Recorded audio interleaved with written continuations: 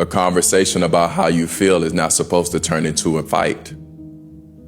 And if every time you express yourself, it turns into an argument, something is already broken in the communication. Because sharing your feelings isn't an attack.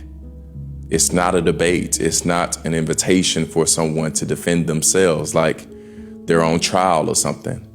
It's information. It's vulnerability. It's trust. When someone tells you how they feel, they're not saying you're a bad person. They're saying, this is what's happening inside me. But a lot of people don't hear feelings. They hear accusations. So they get defensive. They get loud. They start interrupting. They start explaining instead of listening. And that's where things go left. Because now the conversation isn't about understanding anymore. It's about winning. And when you try to win a conversation about feelings, you lose the relationship.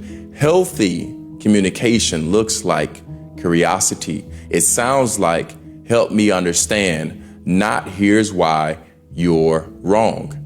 It creates space instead of tension. It brings clarity instead of chaos. If someone can't let you speak without turning it into a battle, it usually means they don't know how to sit with discomfort.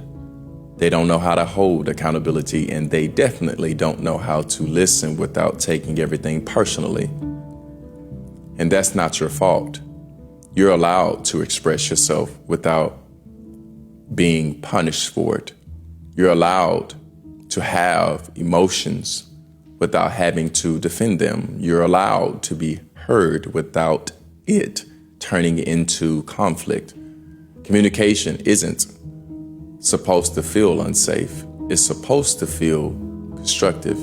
If every time you open your mouth, you end up apologizing for how you feel, that's not communication, that's emotional shutdown. And over time, that silence will cost you more than the argument ever would.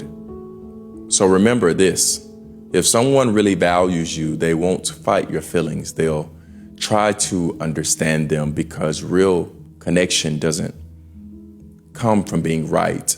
It comes from being willing to listen.